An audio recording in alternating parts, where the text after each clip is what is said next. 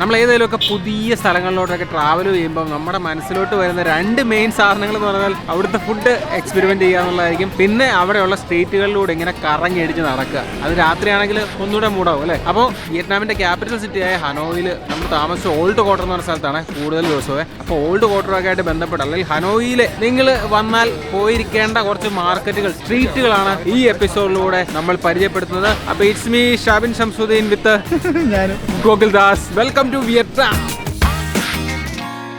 നിങ്ങൾക്ക് ഇൻട്രസ്റ്റിംഗ് ആയിട്ടുള്ള ഒരു സ്ട്രീറ്റ് കാണിച്ചു തരട്ടെ, ബിയർ സ്ട്രീറ്റ്.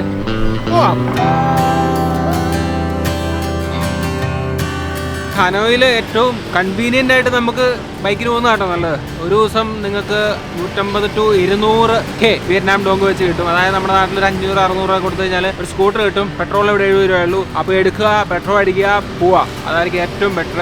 കാര്യം ഈ സ്ട്രീറ്റ്സിലൂടെയൊക്കെ നമുക്ക് ടാക്സിയിലൊക്കെ പറഞ്ഞെങ്കിൽ ഇത്തിരി പാടാം. ശരിക്കും ഉണ്ടല്ലോ, ഈ ഹനോയുടെ തെരുവുകൾ ഭയങ്കര ബ്യൂട്ടിഫുൾ ആണ്, ഭയങ്കര കളർഫുള്ളാണ്. പക്ഷെ ഒറ്റ കാര്യം, നിങ്ങൾ ബൈക്ക് ഓടിക്കുമ്പോൾ ശ്രദ്ധിക്കുക, ഇവിടെ ബൈക്ക് ഓടിക്കുന്നവർ റോഡിൽ വേറെ ആരും ഉണ്ടെന്നുള്ള ഒരു വിചാരമില്ല. അപ്പം ബൈക്ക് സൂക്ഷിക്കുക, ഓടിച്ച ബൈക്ക്. ഓക്കെ, എത്തി ബിയർ സ്ട്രീറ്റ് എത്തി. നമ്മളെ ബിയർ സ്ട്രീറ്റിന്റെ ഫ്രണ്ടിൽ എത്തി കേട്ടോ. ഹോ ടാഹി എന്ന് പറഞ്ഞൊരു ബോർഡ് കാണാം. അതാണ് ഹേ ബിയർ സ്ട്രീറ്റ് ഹേ. നമ്മൾ എവിടെയെങ്കിലും പാർക്ക് ചെയ്തിട്ട് അങ്ങോട്ട് നടക്കാം. ഹേ പോവാം.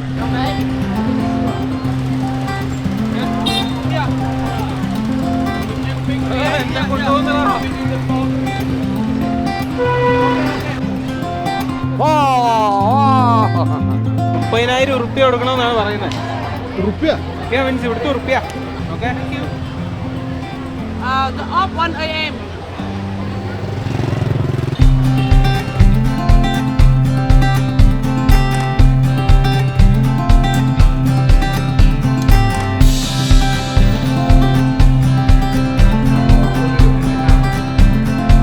ഈ ട്രെയിൻ സ്ട്രീറ്റിന്റെ തൊട്ടടുത്ത് തന്നെ കേട്ടോ ഈ ബിയർ സ്ട്രീറ്റും. അപ്പൊ നടന്നു വരാനുള്ള ദൂരം എന്ന് വെച്ചാൽ ഒരു 20 മിനിറ്റ് എടുക്കുമായിരിക്കും നടക്കണമെങ്കിൽ. നമ്മൾ സ്കൂട്ടറിനായതുകൊണ്ട് 5 മിനിറ്റ് കൂടെ എത്തി കേട്ടോ. ബിയർ സ്ട്രീറ്റ് എന്ന് പറഞ്ഞാൽ വേറെ ഒന്നുമല്ല, നമ്മളൊരു ചെറിയൊരു സ്ട്രീറ്റ്, നടുക്കൂടെ ഒരു വഴി, രണ്ട് സൈഡിലും കടകള്. ആ കടകളിൽ ബിയർ എന്തായാലും ഉണ്ട്, നല്ല ഫുഡും ഉണ്ടെന്നാണ് പറഞ്ഞത്. വലിയ കോസ്റ്റ് ഇല്ലാതെ ബിയർ അടിച്ച് ഫുഡൊക്കെ അടിച്ച് ഇങ്ങനെ TV ഒക്കെ കണ്ടിരിക്കാൻ പറ്റുന്ന ഒരു സെറ്റപ്പ് കേട്ടോ. ബിയർ സ്ട്രീറ്റ് ടാ ഹിയൻ സ്ട്രീറ്റ് എന്നാണ് ഇതിന്റെ ഒഫീഷ്യൽ നെയിം. ബിയർ സ്ട്രീറ്റ് എന്നാണ് അതിന്റെ അൺഒഫീഷ്യൽ നെയിം.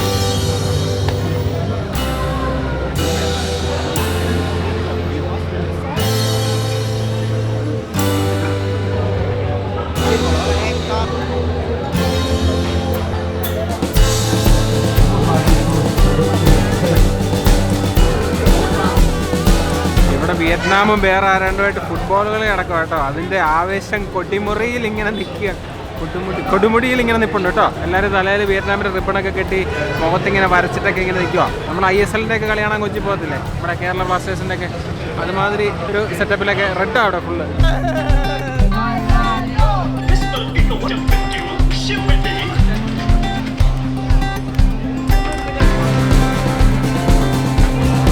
ശരിക്കും നമ്മൾ ആ വഴി കൂടെ കുറച്ചിങ്ങോട്ട് കയറി വരുമ്പോഴത്തേക്കിനും ഇവിടെ റോഡ് ഫുള്ള് ക്ലോസ് ആവും. അതായത് ശരിക്കുള്ള ബിയർ സ്ട്രീറ്റ് എന്ന് പറഞ്ഞാൽ അവിടുന്ന് ഒരു 50 മീറ്റർ മുമ്പിലോട്ട് വരണം. പിന്നെ അതിൻ്റെ ഇടയ്ക്കൂടെ നടക്കാനുള്ള വഴിയുള്ളൂ. കൂടിപ്പോയാൽ ബൈക്കിന് പോകാം, അത്രേ ഉള്ളൂ കേട്ടോ. അതാണ് ശരിക്കുമുള്ള ബിയർ സ്ട്രീറ്റ്. നമ്മൾ തുടങ്ങിയില്ലേ, അവിടെ തൊട്ട് അതിൻ്റെ ഒരു വൈബ് ഇങ്ങനെ സ്റ്റാർട്ട് ചെയ്യുക.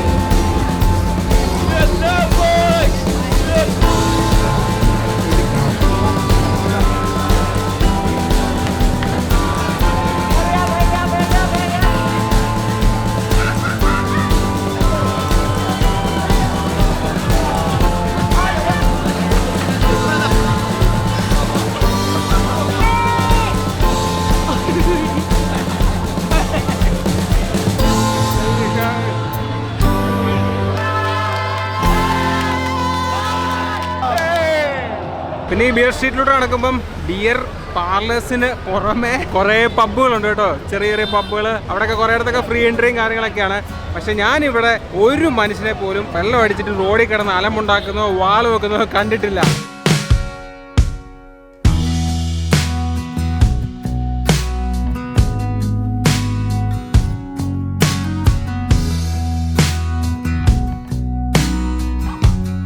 അപ്പോൾ ഇതാണ് ബിയർ സ്ട്രീറ്റിന്റെ വൈബ് കേട്ടോ. രക്ഷയില്ല, കിടിലൻ പരിപാടി. വെള്ളം അടിക്കുന്നവരൊക്കെ ആണെങ്കിൽ നൈസായിട്ട് അടിച്ച് മൂടായിട്ട് അങ്ങ് ഇരിക്കാം അല്ലേ നോക്കൂ. ഇതെങ്ങനെ? അപ്പോൾ അത്രേ ഉള്ളൂ കേട്ടോ നമ്മുടെ ടാഹി എന്ന് പറഞ്ഞിട്ടുള്ള ബിയർ സ്ട്രീറ്റിന്റെ കാഴ്ചകൾ.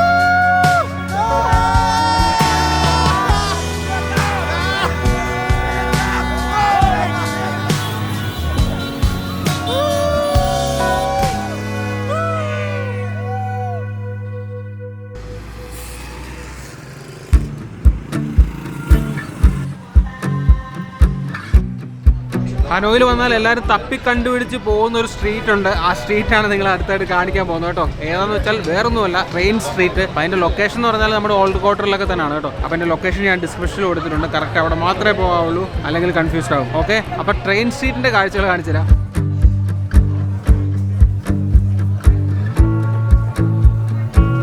ഇപ്പം നിങ്ങൾ നോക്കിയാൽ ഇവിടുത്തെ കുറേ ചെയർസൊക്കെ വേക്കൻ്റ് ആയിട്ട് കിടക്കുന്നതാണ്. വേറെ ഒന്നുമല്ല, ഇപ്പം ട്രെയിനൊന്നും ഇല്ല. അപ്പോൾ ട്രെയിനിൻ്റെ ടൈം നോക്കിയിട്ട് ഇവിടെ വരാവുള്ളൂ, അല്ലെ വെറുതെ ഈ പോസ്റ്റ് ആവും. പൊട്ടി. അതായത് മൺഡേ ടു ഫ്രൈഡേ ഒരു ടൈമിങ്ങും സാറ്റർഡേ സൺഡേ വേറെ ടൈമിങ് കേട്ടോ. ഞാൻ ആ ഡിസ്ക്രിപ്ഷനിൽ കൊടുത്തേക്കാം. അപ്പോൾ ആ ടൈം നോക്കിയിട്ട് നിങ്ങളിവിടെ വന്നാൽ മതി. ഇപ്പോഴത്തെ സമയം എന്ന് പറഞ്ഞാൽ 8:10 ആയിട്ടുള്ളൂ. 8:45 ഒരെണ്ണം ഉണ്ടാവാം, ഇല്ലാതെയും വരാം. 9:15 മസ്റ്റായിട്ടുണ്ട് വൈകിട്ട് ഒരെണ്ണം. അപ്പം അത് നമുക്ക് പിടിക്കാനുള്ള പ്രതീക്ഷയിലാണ് ഞങ്ങൾ നിൽക്കുന്നത് കേട്ടോ. നമുക്കെവിടെ ഇനി ട്രെയിൻ സ്ട്രീറ്റിൽ ചെയ്യാൻ പറ്റുന്നൊരു കാര്യം എന്താണെന്ന് വെച്ചാൽ, ഒന്നെങ്കിൽ അല്ലേ ഒരു ബിയറൊക്കെ അടിച്ചിരിക്കുക, അല്ലെങ്കിൽ നല്ല കടുപ്പത്തിൽ ഇങ്ങനെ ഒരു വിയറ്റ്നാമീസ് കോഫിയൊക്കെ അടിച്ച് ഇങ്ങനെ ട്രെയിന് വേണ്ടി കാത്ത് എങ്ങനെ ഇരിക്കുക. ട്രെയിൻ വരാറാകുമ്പോൾ ഒരു വിസിലടിക്കും ഇവിടെ, കിറെന്ന് പറഞ്ഞ്. റെക്കോർഡ് ചെയ്യാൻ പറ്റിയില്ല, വരാറായിട്ടുണ്ട്. ബിഗ് ട്രെയിനാണ്, അപ്പോൾ അകത്തോട്ട് കയറി ഇരിക്കാൻ പറഞ്ഞിട്ടുണ്ട്.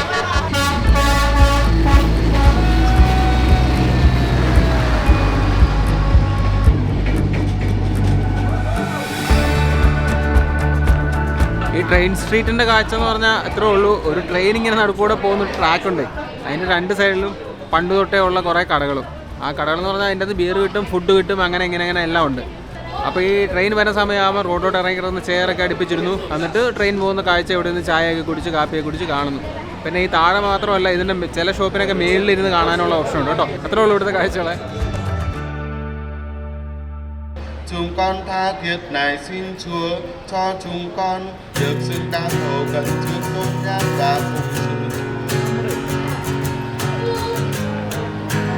നമ്മളിപ്പോൾ ഉള്ളത് ഹൊയാൻ കിയം ലേക്കിന് സമീപത്തുള്ള സെൻറ്റ് ജോസഫ് കത്തീഡ്രലിലാണ് കേട്ടോ. സെൻറ്റ് ജോസഫ് കത്തീഡ്രലിൽ നമ്മൾ സൺഡേ ആണ് വന്നത്. ഇവിടെ 6 മണിക്ക് ഇവിടുത്തെ ഹോളി മാസ് ഉണ്ട്. അപ്പോൾ ആൾക്കാരെല്ലാം അത് അറ്റൻഡ് ചെയ്യാൻ വേണ്ടി ഇവിടെ വന്നിട്ടുണ്ട്. നല്ല വൈബ്രൻറ്റ് കളറിൽ ഒരു സൺസെറ്റ് ടൈമിൽ അടിപൊളി വിഷ്വൽസൊക്കെയാണ് നമുക്കിവിടെ കാണാൻ പറ്റുന്നത് കേട്ടോ.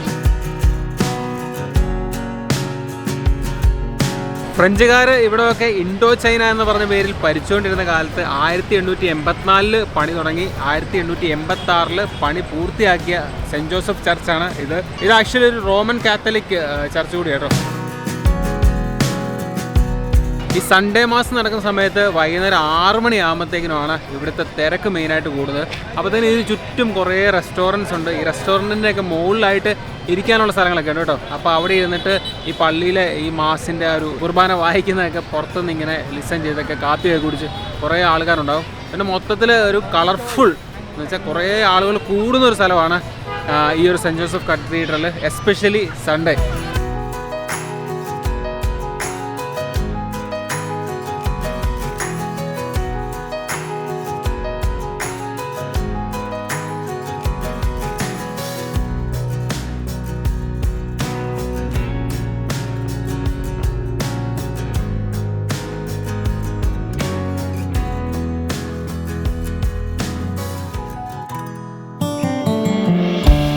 ഹനോയിൽ മെയിനായിട്ടും 2 ലേക്കുകളുണ്ട്. ഒന്ന് ഹൊയാൻ കിയവും പിന്നെ ഇവിടുത്തെ വെസ്റ്റ് ലേക്കും. നമ്മളിപ്പോൾ ഉള്ളത് ഹൊയാൻ കിയം ലേക്കിൻ്റെ ഫ്രണ്ടിലാണ്.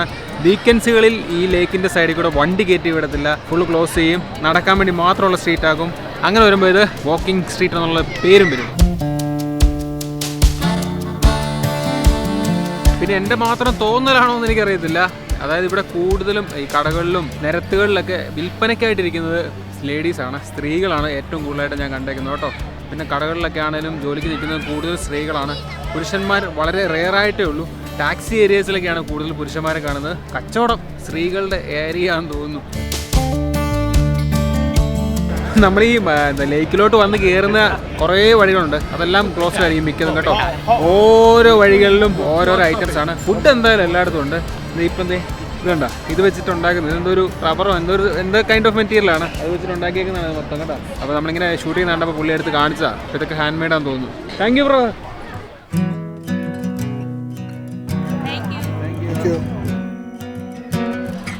ഈ ഹൊയാങ്കിയാം ലേക്കിൻ്റെ അടുത്ത് വേറൊരു മെയിൻ അട്രാക്ഷൻ ഉണ്ട്, തുക്ക് ബ്രിഡ്ജ് എന്ന് പറഞ്ഞിട്ട്, അതായത് റെഡ് ബ്രിഡ്ജ് എന്ന് പറഞ്ഞിട്ട്. നൈറ്റ് ഇവർ റെഡ് ലൈറ്റൊക്കെ ഇട്ട് ആ റിവറിൻ്റെ അതിൻ്റെ റിഫ്ലക്ഷനും കാര്യങ്ങളൊക്കെ ആയിട്ട് നല്ലൊരു ഭംഗിയുള്ള സംഭവമാണ്.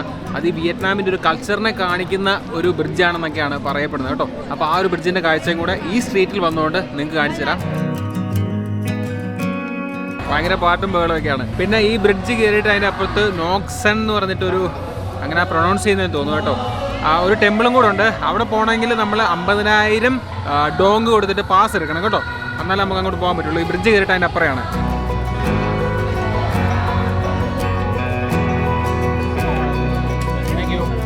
അപ്പം ഇവർ പറയുന്നത് മൺഡേ ടു ടോസ്ഡേ 7 മണി തൊട്ട് 12 എന്ന് പറയുമ്പോൾ 7 മണി വരെ, രാവിലെ 7 മണി തൊട്ട് വൈകുന്നേരം 7 മണി വരെ. ഫ്രൈഡേ ടു സൺഡേ രാവിലെ 7 മണി തൊട്ട് രാത്രി 10 മണി വരെ ഉണ്ട്.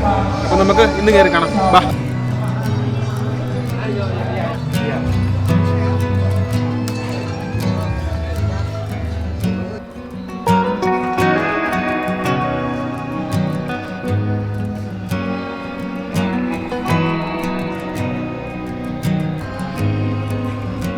ഫുള്ളൊരു റെഡ് മയമാണ്, എല്ലാം റെഡ്. ഞാനും റെഡ്, ഇലയൻ റെഡ്, പാലൂർ റെഡ്, എല്ലാം റെഡ്.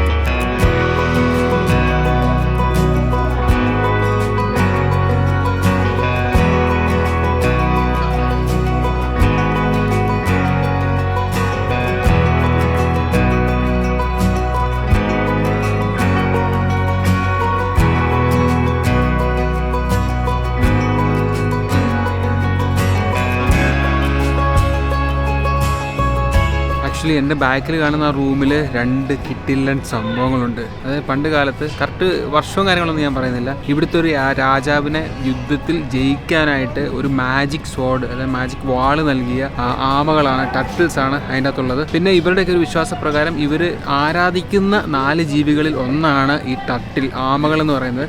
അകത്തിരിക്കുന്നത് ജീവിച്ചിരുന്നവയെ അവർ പ്രിസർവ് ചെയ്ത് വെച്ചേക്കുന്നതാണ് കെമിക്കൽസ് ഒക്കെ വെച്ചിട്ട്. ഒറിജിനൽ ഞാനോർത്ത് അതിൻ്റെ എന്തെങ്കിലും രൂപം ഉണ്ടാക്കി വെച്ചേക്കുവാണ്. അങ്ങനെയല്ല കേട്ടോ. ഒരെണ്ണം 250 കിലോയും ഒരെണ്ണം 200 താഴെ കിലോയുമുള്ള ഭാരമുള്ള 2 ആമകളാണ് അതിൻ്റെ അകത്തിരിക്കുന്നത്. ഇതിന് പറയുന്ന സ്വാൾഡ് ലേക്ക് ടർട്ടിൽ എന്നാണ് കേട്ടോ.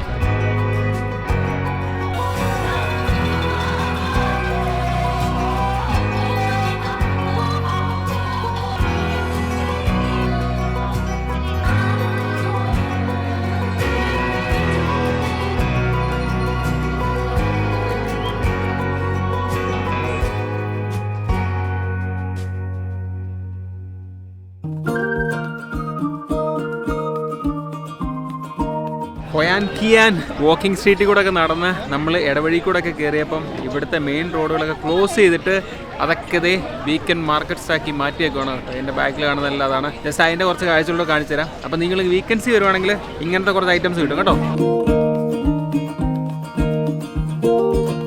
ഇങ്ങനെ കറങ്ങി നടന്നപ്പോൾ ന്യൂ ഇയറിനോടനുബന്ധിച്ചുള്ള ഡ്രോൺ ലൈറ്റ് ഷോ ഒക്കെ ഇല്ലേ, അതിൻ്റെ റിഹേഴ്സലൊക്കെ നടക്കുന്നുണ്ടായത്, കാണിച്ചു തരാവേ. നമ്മളിത് ഷൂട്ട് ചെയ്യുന്നത് 28ാമത്തെ ദിവസമാണ് കേട്ടോ. 28ാമത്തെ ഡിസംബർ 28-നാണ്. 3 ദിവസം കൂടെ കഴിഞ്ഞാൽ ന്യൂ ഇയറാണ്. അപ്പോൾ നമ്മളിങ്ങനെ കറങ്ങി നടന്നപ്പം അങ്ങനെ ഒരു വിഷ്വൽ കണ്ടു. ജസ്റ്റ് കാണിച്ചു തരാം. അവരതിലൊരു ട്രയൽ റൺ നടത്തിയാണ്.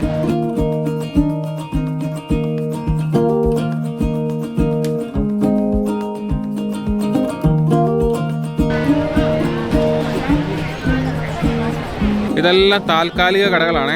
സ്റ്റൂളിലും തൂണിലും ഒക്കെ പണിഞ്ഞു വെച്ചേക്കുന്ന. വൈകുന്നേരം ആകുമ്പോൾ ഇവർ പൊളിച്ചോണ്ട് പോകും ഇതെല്ലാം.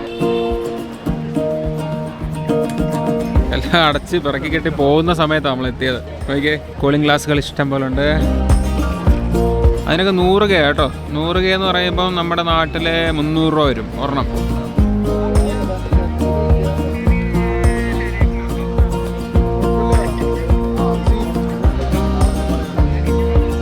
പിന്നെ കമ്മല്, മോതിരം, അങ്ങനത്തെ ഐറ്റംസ് ഒക്കെയാണ്. ഇതിൻ്റെ വില വരുന്നത് 100K 4 എണ്ണത്തിന്.